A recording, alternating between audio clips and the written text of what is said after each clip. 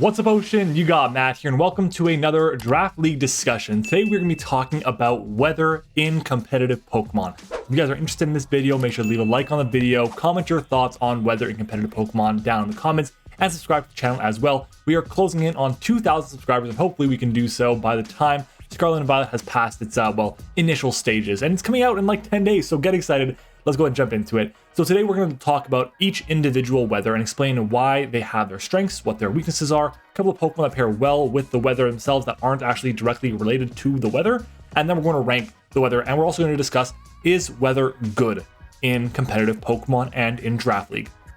Now, personally, I'll tell you right now, I side on the camp of weather is really cool, but it's only good in a really niche situation. You don't want your entire team to revolve around weather, in my opinion, in competitive Pokemon, unless it's one specific weather that really allows for it. The other ones, don't even bother. Just get one or two Pokemon or two or three Pokemon that pair well with the weather and just leave it at that. And that's all you need. So we're gonna go ahead and jump into it. Now, starting with the first one, we're gonna be looking at rain. Rain is arguably the best weather out there. It has very few abusers that are not abusers, but setters.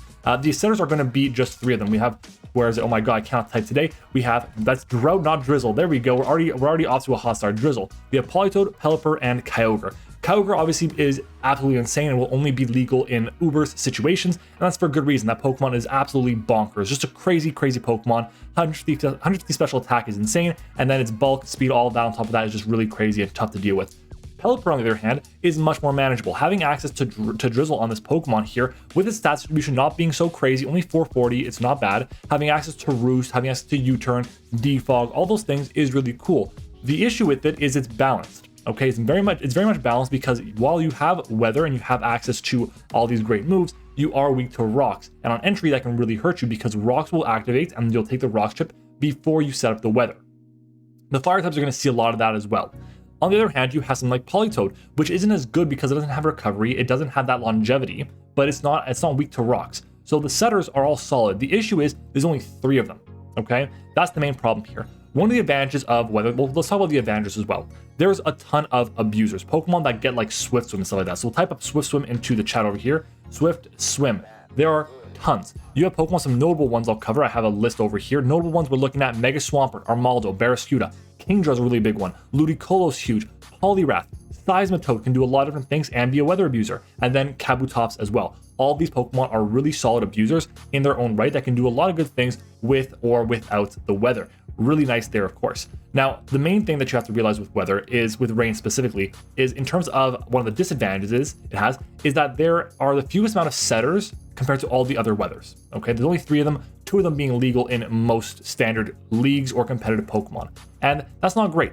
The issue is as well, the quality of the abusers are not the best, especially in the Sword and Shield metagame where it's only Sword and Shield Pokemon, because Pokemon like Mega Swampert, they're not around. That's really bad. You're relying a lot on Barraskewda, you're relying a lot on Seismitoad or Kingdra, not the best. However, the setters are really good Pokemon. Pokemon like Pelipper are really good defensively, have a really good typing, weak to Electric 4 times, weak to Rock, weak to Freeze Drive 4 times, but that's really it at the end of the day. So they're able to effectively take a lot of hits, be a good defensive Pokemon, and then recover up, for example. And Politoed can be really good offensively too. It doesn't really need the weather support as much as something like, or doesn't need the weather abuser rather, like something like Pelipper does, because it can be its own weather abuser, which is really nice, and it can do multiple different things as well. It doesn't have to run the Drizzle. It can run Water Absorb, for example.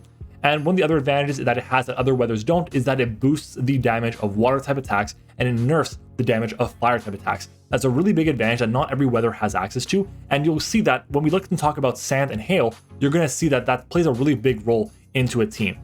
One of the worst things about it, I mentioned that it has few setters, and I mentioned a little bit about Pelipper, but one of the biggest disadvantages for Pelipper is that it really wants to run heavy duty boots, and we're going to discuss that again with the fire types and then with the ice types. We talk about sun and hail, but Pelipper wants boots, which means that sometimes it cannot run the icy rock. Not the ice. I'm all kinds of messed up today. It cannot run the damp rock, that's the one, to boost the turns of weather, which is not great, obviously. And on top of that, there are a lot of abilities that are just like water immunities. You're looking at like Water Absorb, you're looking at Storm Drain, Water Absorb, like there's a Storm Drain, Water Absorb, and I think there's one other that I'm missing out here as well. But either way, those are abilities that are going to be protecting these Pokemon coming in. A lot of teams actually end up having Pokemon that are going to have immunities to water, because water has one of the most spammable attacks in the game, being Scald, that really has like no downside. So I feel really confident that teams that have those water type immunities, like Water Absorb, like Storm Drain, are going to be in a really big advantage in a team against a team that has access to a rain Pokemon. Some good partners for Pokemon that are going to be setting up weather. So something like Pelipper. Obviously, I'm not talking about Pokemon that have the Swift Swim ability. I'm talking about other Pokemon that you would pair on a weather team. We're looking at really good electric type Pokemon or really good grass types because they offensively pressure opposing water types, which resist the water type attacks that you're going to be sending out. Also, grass types specifically take hits really well from those water types that are going to be abusing your own weather, which is a good thing. Another good thing to pair is Pokemon that are like 4 times weak to fire, something like a Mega Scizor or a regular Scizor that for that matter, because they only have one weakness, and that's to fire. And then with the rain, it reduces that damage output, which is really nice as well. So some good partners, specifically we're gonna look at Zarude, Tapu Koko, Mega Scizor. All of them are really good options that I would highly recommend pairing with weather, with rain specifically, especially because all of them have access to U-turn or Volt Switch in the case of Koko, well both in the case of Koko, and that's gonna be able to get you into your weather setters a lot more effectively. Koko and Scizor have access to Defog as well, which is a really big advantage to get rid of the rocks for something like Pelipper. A lot of good things going on with that. Moving on, let's talk about Sun. Sun is really, really good. Not Shell Armor, Drought. One of the biggest advantages of Sun is that it doesn't rely on getting like 2 of the same typing. With Pokemon like Pelipper, your best abusers are going to be like water type Pokemon, like the Kingdra, like the Mega Swampert. And while they pair decently well because they don't have the same weaknesses, or immunities for that matter, Torkoal, its main abusers, we go to Chlorophyll, the majority of them are grass types. They're all grass types, actually. So that's really, really good. Some of the best abusers you're going to get with Torkoal are going to be something like Tangrowth. You're going to look at Victory Bell, Venusaur, Lilligant is fine. Sawsbuck is really solid, especially when it's going to be introduced back into Scarlet and Violet, at least we hope. Shiftry is solid. Whimsicott is a fine Pokemon to have, and Vileplume, and of course, Bellossom as well. Those are some really solid Pokemon to have. Are the top end going to be as good as the top end rain abusers? No, but they're all fine. They all get the job done, and some of them are really inexpensive or in low rated tiers like NU or RU. What I believe is really good about the Sun is that one of the things that it has is, again, it has a weakness to water and an increase to fire type coverage, which is really valuable in competitive Pokemon. Getting that boost can be really useful in certain situations to break through Pokemon that would initially check a fire type. If you're running a Darmanitan, and your answer is going to be a Swampert, which is not a great answer to begin with, and you're going to be firing off Flare Blitzes, imagine a Flare Blitz in the Sun. That is absolutely terrifying and can really break through the check that your opponent would have for you. There's a lot of abusers. We covered that before, and then it doesn't only benefit with speed. Obviously, there's like Rain Dish and stuff like that for water type Pokemon, but that's not as great. And the Leaf Guard is also not that great for Sun, but it just means that there's not only benefits to running the speed boosting abilities like Chlorophyll. Okay, the setters are also really solid individual Pokemon as well. We're not just looking at Torkoal. We're looking at Pokemon like even Ninetales. Okay, regular Ninetales. We're looking at Pokemon like Charizard Y. We're looking at Pokemon like Groudon, of course. Groudon's fine. It's a great Pokemon to have, obviously, but it would be banned in most situations because it's not Ubers all the time. And then even depending on what you want to do, if you want to run a really inexpensive Rain Core or Sun Core rather in Draft League, you can easily run something like a Vulpix. Vulpix getting access to Flash Fire or Drought specifically is really useful and can just be a really nice niche scenario for a lot of situations, which can be really good in certain spots, like I said.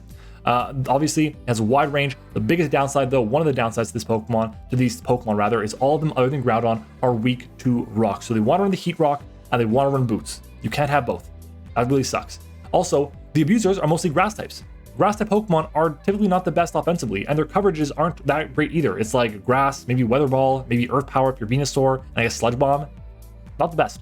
You really want to have a bit more than that. So that's why you really see a lack of Sun representation in competitive Pokemon, unless it's specifically Venusaur or it's Pokemon like Charizard Y, which can take advantage of its own Sun, which is really useful.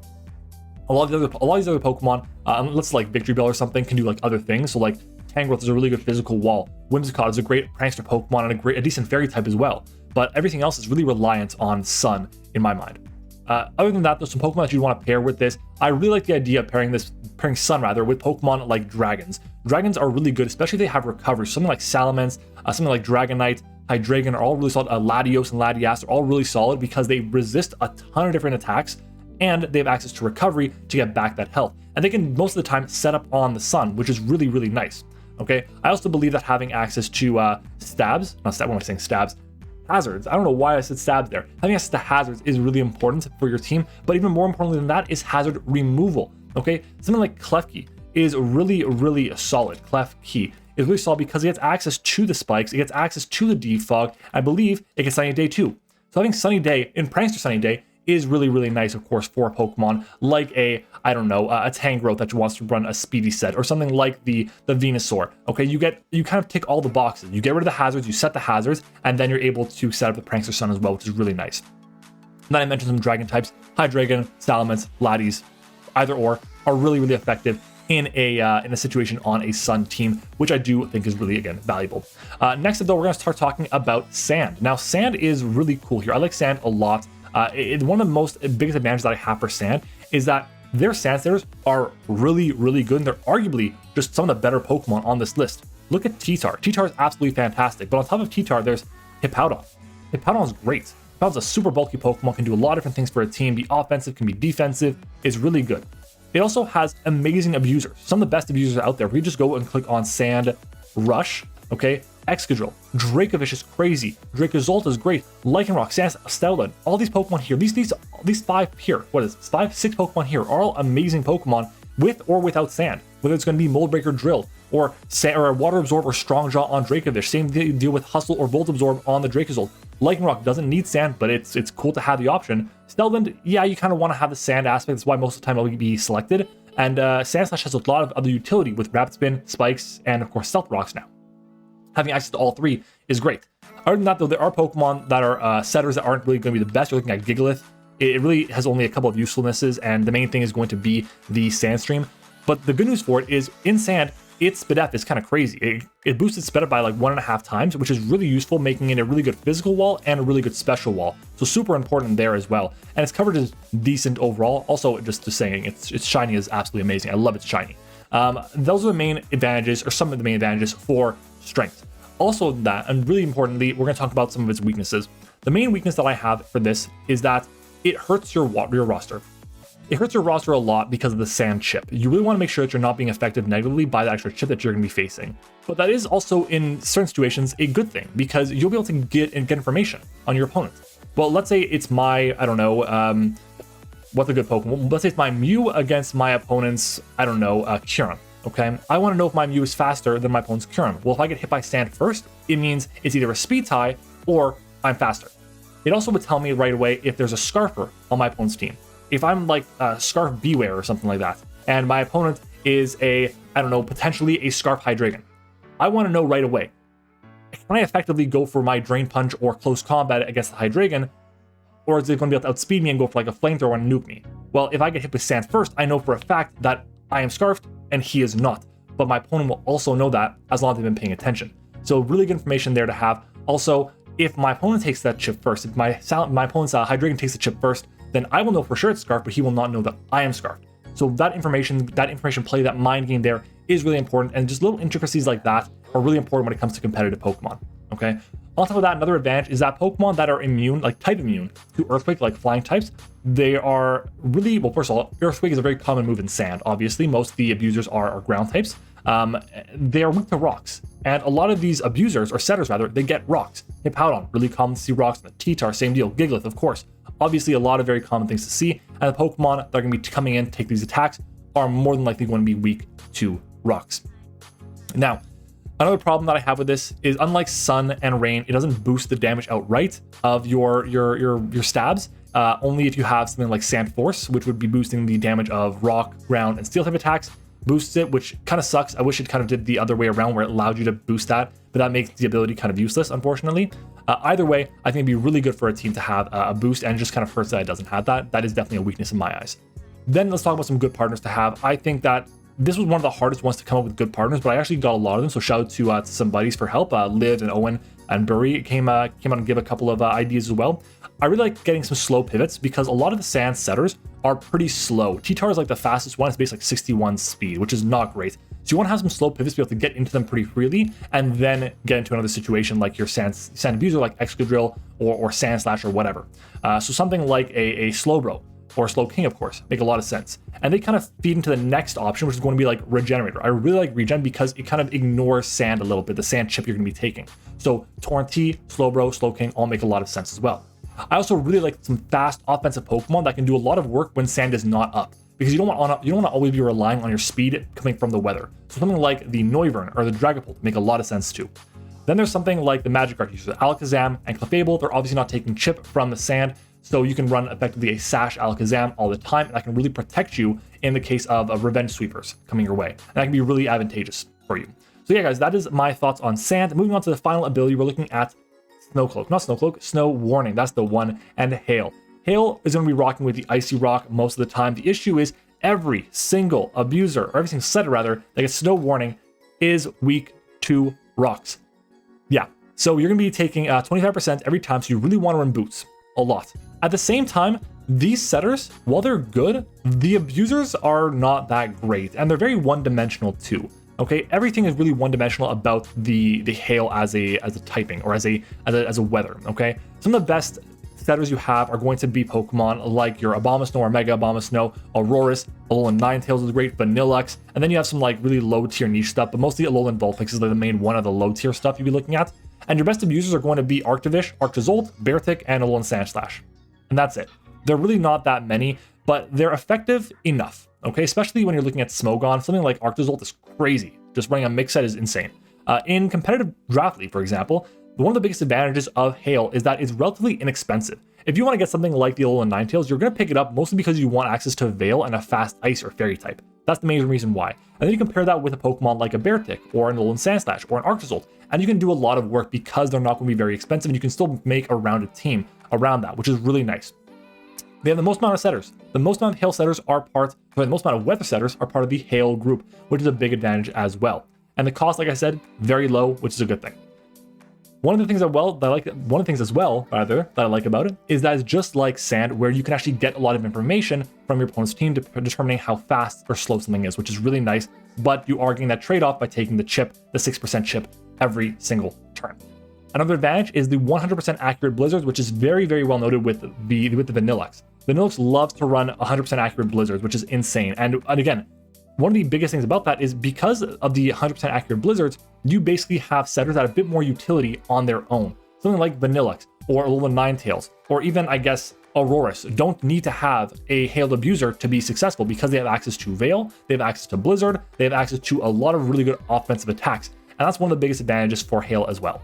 As for the weaknesses, Ice type sucks. It's a terrible defensive typing. Offensively, it's great, sure, but its typing just is not good overall. It's just not arguable. It's one of the worst typings out there. If you guys want to know more about some Pokemon typing, I did a tier list on the types. It'll be at the top right of your screen as well. Like I said, it hurts your team with the Hail chip, and you also want to run the boots over the Icy Rock as well. And then lastly, it doesn't boost the damage of ice moves. The best you get is that Hail boost, or the Blizzard boost and accuracy, and that's really it.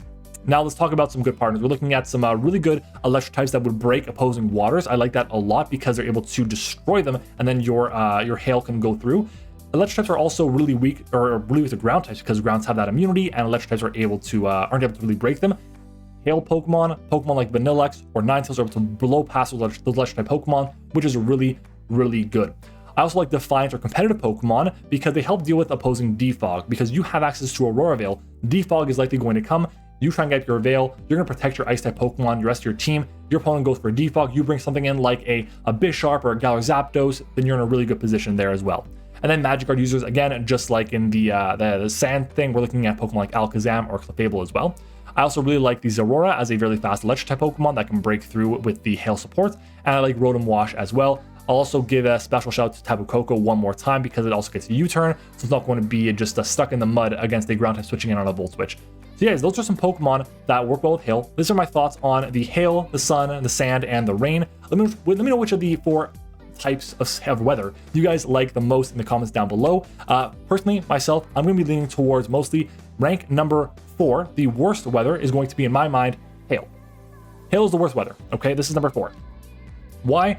It's not good enough. But I think it's really close between Hail and a couple other abilities when used correctly. Like, the upside for Hail is really, really high, but the downside, I think, is extremely low. Now, the next highest weather I would put is going to be Sun. I think Sun in general, while it has a lot of advantages with the ability to have a ton of different chlorophyll breakers, it just, the abusers are not all of that. It's really, you're going to be most of the time in competitive Draft League, for example, looking at doing Torkoal and Venusaur. If you're looking at Ubers, it's going to be Groudon plus Venusaur. It's mostly what you're going to see instead of going more of a wide range. I then think that in competitive Pokemon, it's really then a toss-up after that for the first place and the second place finish. The higher ceiling in my mind is sand. However, because of the breadth of amount of users there are, because of the amount of abusers there are rather, and because of the boost in damage, I'm actually going to put sand at number 2 and rain at number 1, but just by a hair. I really, really like sand. My issue with it is you're chipping down your own team. You have to really build a team that doesn't care about taking sand chip. Meanwhile, rain, you don't have to run a team that just doesn't appreciate, that just like is fine with rain. You can. It does really well, but your team doesn't have to be revolving completely around rain. The most worrying thing about rain itself is that it's expensive. In competitive draft league, it is so expensive because you're taking about 13 points for Pelipper basically. You're taking like 11 points for Kingdra. It adds up, okay? And it's going to take a lot of budget out of your a lot of points out of your budget, and then you're not going to be able to build a really balanced team. I think that Pokemon, a combination like Tyranitar and Drill, they work well together. Yes, they're both weak to fighting and both weak to ground, but they can break well for each other. They can do a lot of different things for a team. They don't have to just be a sand setter or sand abuser, but that's really just one combination. Meanwhile, something like Pelipper works well with Kingdra. It works well with Mega Swampert. It works well with Seismitoad. It works well with Beartic, even with what is it called? Oh my god, I can't think of the name. With Swift Swim. It works well with basically anything that you can think of. All right, and that's the main advantage that you have with something like the rain over the sand. And I also really like the fact that it gets recovery. It's one of the few hail setters, sun setters, sand setters, whatever, that gets access to recovery on the Pelipper. I like that a lot. But guys, that's going to be it for this discussion on, well, weather. If you guys enjoyed this discussion and you want to see more, make sure to let me know down in the comments below.